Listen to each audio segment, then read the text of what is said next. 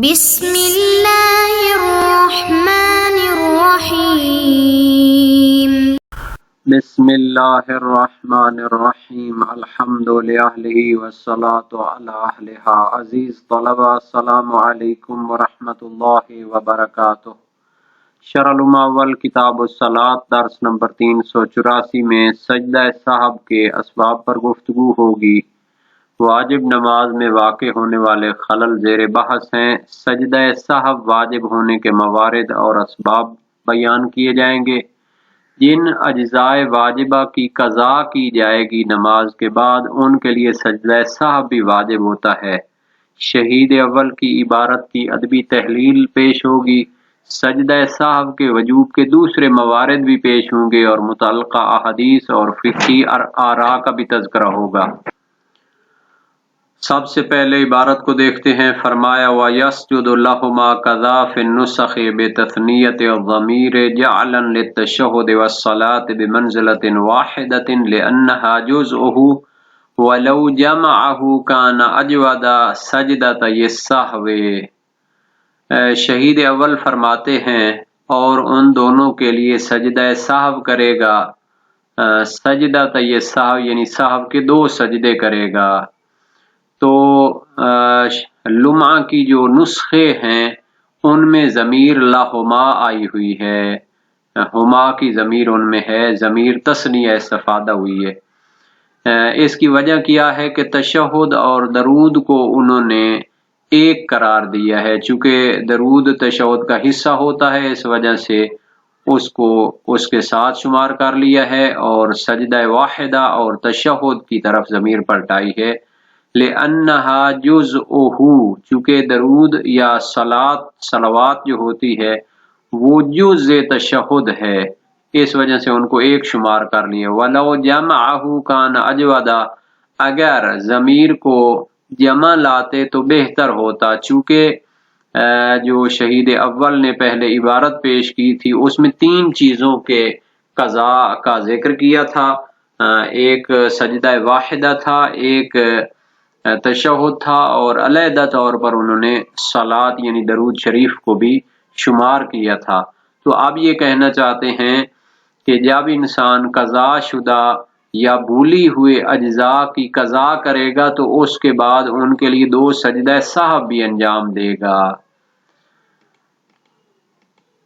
وَالْأَوْلَى تَقْدِيمُ الْأَجْزَاءِ عَلَى السُّجُودِ لَهَا كَتَقْدِيمِهَا عَلَيْهِ بِسَبَبِ غَيْرِهَا وَإِن تَقَدَّمَ۔ فرماتے ہیں بہتر ہے کہ بھولے ہوئے اجزاء کی جو قضا کرنی ہے وہ پہلے کرے اور اس کے بعد سجدہ سہو انجام دے۔ مثلا تشہد رہ گیا تھا یا سجدہ رہ گیا تھا، اس کو پہلے قضا کر لے، اس کے بعد سجدہ سہو اس کے لیے انجام دے۔ کا تقدیمہا علیہ بسبب غیرہا، اسی طرح جو قضا شدہ اجزاء ہیں ان کو مقدم کرے گا علیہ سجدہ سہو پہ، بسبب غیرہا جو دوسرے اسباب سے کیا ہوا واجب ہوا ہو۔ وَإِن تَقَدَّمَ اگرچہ کہ اس کا سبب جو ہے وہ اس بھولے ہوئے جو اس سے پہلے آیا ہو، لیکن نماز کے فوراً بعد بھولے ہوئے اجزاء کو پڑھے گا، اس کے بعد سجدہ سہو کرے گا۔ اور اگر کسی اور سبب سے بھی سجدہ سہو واجب ہوا ہو تو اس کو بھی بعد میں پڑھے گا، بھولے ہوئے اجزاء سے پہلے اس کو انجام نہیں دے گا، اگرچہ اس کا جو سبب ہے سجدہ سہو کا دوسرا کوئی سبب ہو وہ قضا ہونے والے جو اس سے پہلے کا ہو۔ مثلا تشہد کو بھول گیا تھا، اس کی بعد میں قضا کرنی، لیکن اس سے پہلے پہلی رکعت میں اس سے کوئی بھول چوک ہو گئی تھی جیسے سجدہ سہو واجب ہوتا ہے، تو کہتے ہیں اس کے بدلے میں جو بھول چوک کے بدلے میں اس نے سجدہ سہو کرنا ہے اس کو بھی بعد میں انجام دے، پہلے تشہد کی قضا کرے اس کے بعد پھر اس کو انجام دے۔ اور اسی طرح سجدہ جو ہوگا بھولے ہوئے اجزاء کا سجدہ سہو اس کو مقدم کریں گے اعلی غیرہ، دوسرے اسباب سے جو سجود سہو واجب ہوتے ہیں ان سجدہ سہو پہ بھی اس کے سجدہ سہو کو مقدم کریں گے۔ وَإِن تَقَدَّمَ سَبَبُهُ اگرچہ کہ دوسرے جو سجدہ سہو کا سبب ہے وہ پہلے آیا ہو، مثال کے طور پر پہلی رکعت میں اس سے بھول کر کوئی کلام ہو گئی تھی اور دوسری رکعت کے آخر میں مثلا تشہد بھول گیا تھا، تو اب ایک تو جو تشہد کی قضا ہے وہ دونوں سجدہ سہو سے پہلے ہوگی، اور دوسرا یہ ہے کہ سجدہ سہو جو بھولے ہوئے تشہد کے بدلے میں کرنا ہے وہ پہلے ہوگا، اور جو پہلی رکعت میں بھول کر کلام کیا تھا، بات چیت کر لی تھی، اس کا جو سجدہ سہو ہوگا وہ بعد میں کیا جائے گا۔ وَأَوْجَبَ الْمُصَنِّفُ ذَلِكَ كُلَّهُ فِي الذِّكْرَى، اور شہید اول نے اپنی کتاب ذکر شیعہ میں اس سب کو واجب قرار دیا ہے۔ شہید ثانی نے اس کو بہتر کے انداز سے پیش کیا ہے، جبکہ شہید اول نے اپنی کتاب ذکر میں اس کو واجب قرار دیا ہے۔ لِارْتِبَاطِ الْأَجْزَاءِ بِالصَّلَاةِ وَسُجُودِهَا بِهَا، شہید اول نے ذکرہ میں جو واجب قرار دیا ہے کہ بھولے ہوئے اجزاء کو اور اس کے سجدہ سہو کو مقدم کریں، نماز کے فوراً بعد ان کو پڑھیں، تو اس کی دلیل دیتے ہیں کہ وہ جو بھولے ہوئے اجزاء ہیں وہ نماز کے ساتھ مرتبط ہیں، تو ان اجزاء کو نماز کے فوراً بعد انجام دینا چاہیے، اور ان بھولے ہوئے اجزاء کے جو سجدے ہیں وہ ان اجزاء کے ساتھ کیا ہیں، منسلک ہیں، اور ان کو بھی گویا نماز کے ساتھ منسلک کرنا چاہیے۔ تو پہلے بھولے ہوئے اجزاء کو اور ان کے سجدہ سہو کو انجام دے، اس کے بعد جو دوسری بھول چوک وغیرہ کے جو سجدہ سہو ہوتے ہیں ان کو انجام دے۔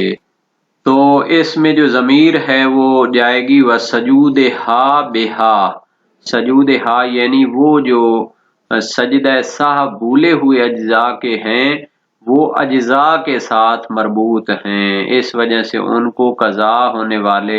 اجزاء کے فوراً بعد انجام دینا پڑے گا۔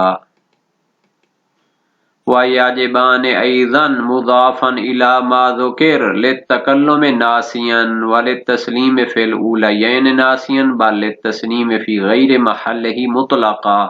فَالضَّابِطُ وُجُوبُهُمَا لِلزِّيَادَةِ أَوِ النَّقِيصَةِ غَيْرِ الْمُبْطِلَةِ لِلصَّلَاةِ لِرِوَایَةِ سُفْیان بن سمط عن الصادق علیہ السلام۔ نیز سجدہ سہو واجب ہوتے ہیں، دو سجدہ سہو کے واجب ہوتے ہیں، مضافاً الی ما ذکر، اس کے جو سابقہ اسباب ذکر ہو چکے ہیں، یعنی قضا ہونے والے اجزاء کے ساتھ بھی سجدہ سہو ہوتا ہے، اور مزید اس کے اسباب کو یہاں بیان کر رہے ہیں۔ لِلتَّکَلُّمِ ناسیاً، اگر نماز کے اندر بھول کر کوئی کلام کر لی جائے، دنیاوی بات چیت کر لی جائے، تو پھر اس کے لیے بھی سجدہ سہو کرنے ہوتے ہیں۔ وَلِلتَّسْلِيمِ فِي الْأُولَيَيْنِ نَاسِيًا، اور پہلی دو رکعتوں میں اگر بھول کر سلام پڑھ دیتا ہے، بے محل سلام کر لیتا ہے، تو اس کے لیے بھی واجب ہوتے ہیں سجدہ سہو۔ بل للتسلیم فی غیر محلہ مطلقاً، بلکہ بے محل جو سلام پڑھا جائے مطلقاً، اس کے لیے بھی کیا ہے، واجب ہوتے ہیں سجدہ سہو۔ سلام ایک مرتبہ تو شہید اول نے فرمایا تھا پہلی دو رکعتوں میں جب اس کو پڑھ لیا جائے، بلکہ مطلق سلام جو بے محل پڑھا جائے، چاہے پہلی رکعت میں ہو، دوسری رکعت میں ہو، یا کسی اور رکعت میں جہاں پر اس کی نماز ختم نہیں ہو رہی تھی، اس کو اس نے سلام پڑھ دیا تو بعد میں یاد آیا تو پھر اپنی نماز مکمل کرنے کے بعد دو سجدے سہو کے اس کے لیے کرے گا۔ وَالضَّابِطُ وُجُوبُهُمَا لِلزِّيَادَةِ أَوِ النَّقِيصَةِ غَيْرِ الْمُبْطِلَةِ لِلصَّلَاةِ، قانون سجدہ سہو کے واجب ہونے کا یہ ہے کہ وہ سجدہ سہو واجب ہو جاتے ہیں ہر زیادتی یا کمی جو نماز کو باطل نہیں کرتی، یعنی ہر کمی اور زیادتی جو نماز میں سہواً انجام دی جائے لیکن نماز اس سے باطل نہ ہو، تو پھر اس کے لیے بھی سجدہ سہو کرنا چاہیے۔ پس انسان اگر کسی واجب کو کم کر دیتا ہے بھول کر، یا کیا ہے کوئی اور اس سے ایسی غلطی ہوتی ہے جس سے نماز باطل نہیں ہوتی، تو پھر اس غلطی کا جبران دو سجدہ سہو کے ذریعے کیا جائے گا۔ اور یہ جو قانون بن گیا ہے، ضابطہ بن گیا ہے کہ ہر کمی اور زیادتی جو بھول کر انجام دی جائے اور اس سے نماز باطل نہ ہو، اس کے لیے سجدہ سہو واجب ہوتا ہے۔ اس کی دلیل ہے لروایت سفیان ابن سمط عن الصادق، امام صادق علیہ السلام سے اس کے لیے ایک روایت منقول ہے جو سفیان بن سمت نے نقل کی ہے۔ تو اس میں یہاں پر مختصر سی وضاحت دی جائے، یہ جو مورد تھا پہلا کہ بھولے ہوئے اجزاء کے لیے کیا کرنا ہے، سجدہ کرنا ہے، تو سجدہ جو بھول گیا تھا ایک بعد میں اس کو قضا کرے گا اور اس کے لیے سجدہ صاحب بھی انجام دے گا، تو اس پر اجماع ہے جیسا کہ تذکرۃ الفقہاء میں ذکر ہے، لیکن اس میں کوئی نص خاص نہیں ہے، بلکہ بعض جو نصوص متقدمہ ہیں وہ نسیان صاحب میں وہ سجدہ صاحب اس کے لیے واجب نہ ہونے پر دلالت کرتی ہیں، جیسا کہ صحیح ابو بصیر امام صادق علیہ السلام سے سألته عمن ناسی ان یسجد سجدۃ واحدہ فذکر وهو قائم قال یسجدها اذا ذکرها ما لم یرکع فإن كان قد رکع فلیمض على صلاته فإذا انصرف قضاها وليس عليه سہو۔ تو یہ روایت ہے کہ اگر ایک سجدہ بھول جاتا ہے اور ابھی قیام میں ہے اور اس کو یاد آ جاتا ہے تو فرمایا جب تک سجدے میں نہ جائے اور یاد آ جائے تو اس کو سجدہ نماز کے اندر ہی انجام دینا چاہیے، اور اگر رکوع میں چلا گیا ہو تو اپنی نماز کو جاری رکھے، نماز مکمل کرنے کے بعد اس کی قضا کرے سجدے کی، اور اس پر سجدہ سہو واجب نہیں ہوگا۔ باب 14 ابواب سجود وسائل الشیعہ میں یہ حدیث موجود ہے۔ موثق ہے عمار صاباتی بھی ہے امام صادق علیہ السلام سے، وسئل عن الرجل ینسى الرکوع او ینسى سجدہ حل علیہ سجدۃ السہو، ایک بندہ رکوع یا ایک سجدہ بھول جاتا ہے تو اس کے لیے سجدہ سہو ہے، فرمایا لا قد اتم الصلاۃ، اس کی نماز مکمل ہے۔ وسائل الشیعہ باب 26 ابواب الخلل فی الصلاۃ میں یہ حدیث موجود ہے۔ آخری میں تو ظاہری معنی اس کو نہیں لیا جا سکتا کیونکہ اس میں تو رکوع کو بھولنے سے بھی نماز صحیح قرار دی جا رہی، حالانکہ یہ تو اہل بیت کی دوسری روایات کے خلاف ہے۔ الا ان مستندهم علی وجوب سجدۃ السہو، تو پھر اس صورت میں چونکہ اجماع ہو گیا ہے سجدہ قضا ہونے والے سجدہ کے لیے سجدہ صاحب بھی واجب ہے، تو یہ کہاں سے انہوں نے کہا ہے؟ فرماتے ہیں کہ اس کے لیے مرسلہ ابن ابی عمیر جو بعض اصحاب سے اس نے نقل کی ہے، اور سفیان بن سمت اس کا راوی ہے امام صادق علیہ السلام سے، تسجد سجدۃ السہو فی کل زیادۃ تدخل علیک او نقصان، نماز کے اندر جو بھی تم کمی اور زیادتی کرتے ہو بھول کر تو اس کے لیے سجدہ سہو کرنے ہیں۔ باب 32 ابواب خلل در صلاۃ وسائل الشیعہ میں یہ ہے۔ تو تشہد جو بھول گیا ہو تو اس کے قضا کے علاوہ اس کی کیا کرنی ہے؟ دو سجدہ سہو بھی بجا لانے، اس میں بھی کوئی اختلاف نہیں ہے، اور مرسلہ ابن ابی عمیر بھی اس پر دلیل ہے، اور قضاء تشہد کے وجوب کی نصوص بھی اس پر دلالت کرتی ہیں، ان میں صراحت کے ساتھ سجدہ سہو کا بھی ذکر ہے۔ صحیح سلیمان بن خالد جعفری امام صادق علیہ السلام سے ان رجل الناسی ان یجلس فی الرکعتین الاولیین،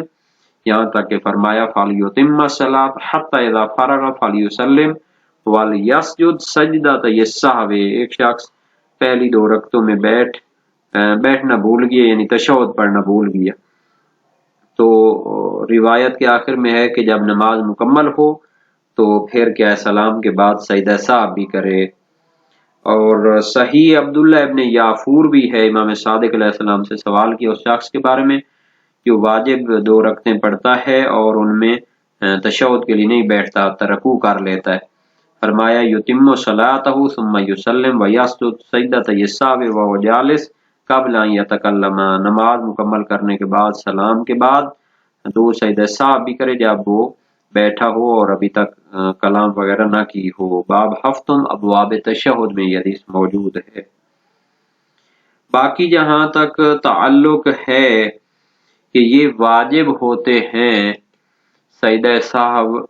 بھول کر جب کوئی کلام کرتا ہے، تو اس کے لیے شہرت عظیمہ موجود ہے، یعنی مشہور فقہاء اس کے قائل ہیں اور روایات بھی اس پر دلالت کرتی ہیں۔ صحیح عبد الرحمن بن الحجاج ہے، سألت ابا عبداللہ علیہ السلام عن الرجل یتکلم ناسیا فی الصلاۃ یقول اقیموا صفوفکم قال یتم صلاتہ ثم یسجد سجدتین، امام صادق علیہ السلام سے اس شخص کے بارے میں سوال کیا جو بھول کر نماز میں کلام کرتا ہے اور کہتا ہے صفیں درست کرو، فرمایا نماز مکمل کرے پھر 2 سجدہ سہو کرے۔ وسائل شیعہ باب چہار ابواب الخلل فی الصلاۃ میں ہے۔ اور شیخ صدوق اور ان کے والد کہتے ہیں کہ بھول کر نماز میں کلام کرنے سے سجدہ سہو واجب نہیں ہوتا۔ صحیح ہے زرارہ بن آیون کوفی ہے امام باقر علیہ السلام سے پھر رجل یسہو پھر رکعتین و یتکلم، ایک شخص اپنی 2 رکعتوں میں بھول کر کلام کرتا ہے، فرمایا یتم ما باقی من صلاتہ تکلم او لم یتکلم، اپنی نماز مکمل کرے چاہے بھول کر کلام کی ہو یا نہ کی ہو، ولا شیء علیہ، اور اس پر کوئی چیز واجب نہیں ہے۔ وسائل الشیعہ باب 3 ابواب الخلل فی الصلاۃ، اور اس میں نفی اعادہ یا نفی گناہ کی گئی ہے تاکہ دونوں دلیلوں کے درمیان جمع کیا جائے، یعنی گناہ تو نہیں ہوگا جب بھول کر اس نے کلام کیے، لیکن سجدہ صاحب تو اپنی جگہ واجب ہوگا۔ اور سلام پہلی 2 رکعتوں میں بھول جائے تو اس کے لیے بھی اس کو کیا کرنا ہے، سجدہ صاحب بھی کرنا ہے۔ اس میں بھی شہرت عظیمہ ہے، اور مرسل ابن ابی عمیر سے بھی استدلال کیا گیا ہے جو ہر زیادتی اور کمی کے بارے میں سجدہ صاحب کو واجب کرتی ہے۔ تسجد سجدۃ السہو فی کل زیادۃ تدخل علیک اور نقصان، باب 32 ابواب الخلل فی الصلاۃ میں ہے۔ اور یہ جو دلیل ہے یہ عمدہ دلیل ہے،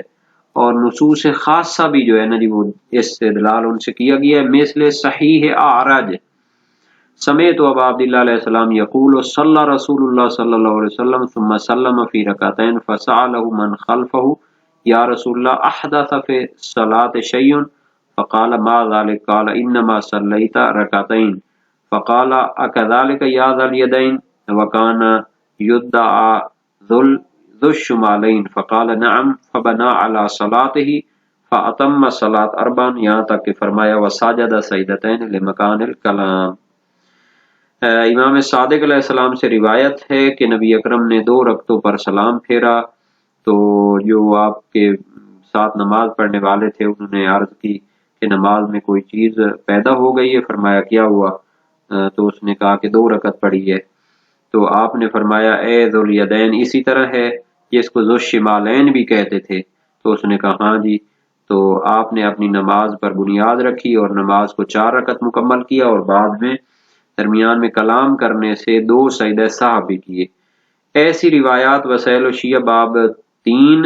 ابواب الخلل فی الصلاۃ میں ہیں، اور کافی یا باقی جو کتابیں ہیں ان میں بھی ہیں، اور سیاہ ستہ میں بھی ہیں۔ تو ان روایات میں جو ایک اشکال پایا جاتا ہے وہ یہ ہے کہ یہ روایات نبی اکرم کی عصمت اور ان کے بلند مرتبہ کے ساتھ کیا ہیں، سازگار نہیں ہیں۔ نبی اکرم صلی اللہ علیہ وسلم ایسا تو نہیں کر سکتے کہ نماز پڑھتے ہوئے 4 کو 2 پڑھ دیں اور اس کے بعد کیا ہے پھر بھول کر جو ہے 2 پڑھ دی، اور پھر کسی نے بتایا تو پھر دوسرے سے پوچھ لیں، اور اس کے بعد اسی 2 رکعتوں کو پھر مکمل کر کے وہ کیا کریں۔ جس نبی کے بارے میں کہا گیا ہے کہ وہ کلام نہیں کرتے مگر وحی کی ترجمانی کرتے ہیں، اور ان کو رحمت للعالمین بنایا گیا ہے، وہ جو ہے ان کا ہر عمل ہمارے لیے نمونہ ہے، اور وہ خدا کی بارگاہ میں جب ہوتے ہیں تو مکمل اس کی طرف توجہ میں ہوتے ہیں، تو وہ کیسے بولتے ہیں؟ تو یہ بہرحال اشکالات جو ہیں پائے جاتے ہیں۔ تنزیہ الانبیاء سید مرتضیٰ اور ہمارے علماء نے جو عصمت پر کتابیں لکھی ہیں، تو علامہ عاصم محسنی صاحب جو نہایت ہی دقیق اور محقق آدمی تھے، انہوں نے بھی کہا کہ ایسی روایات نبی اکرم کے جو بلند مرتبہ کے ساتھ وہ سازگار نہیں ہیں۔ ہمارے استاد محترم علامہ افتخار حسین جعفری صاحب قمی عالم تھے، انہوں نے بھی اپنے بعض معاصرین جو ایسی روایات کا بہانہ کر کے عصمت کا انکار کرتے تھے، ان کی رد میں 3 جلدوں میں کتاب لکھی تھی، عصمت از دیدگاہ قرآن و حدیث و عقل، اور انہوں نے نہایت ان پر کلام کیا تھا۔ یہ روایات جو ہے کثرت سے اگرچہ نقل ہوئی ہیں،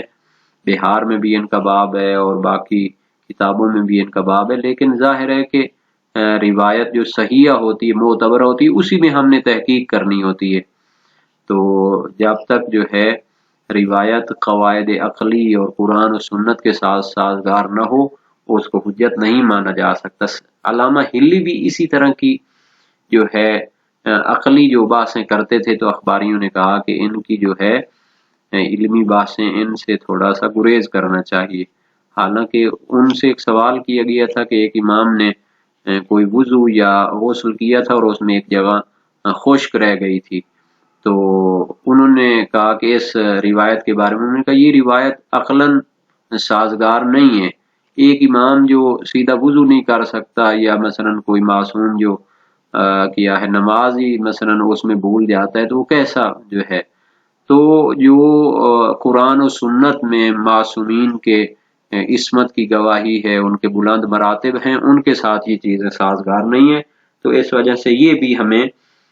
یہ چیز متوجہ ہونا چاہیے۔ بہرحال اس کے علاوہ جو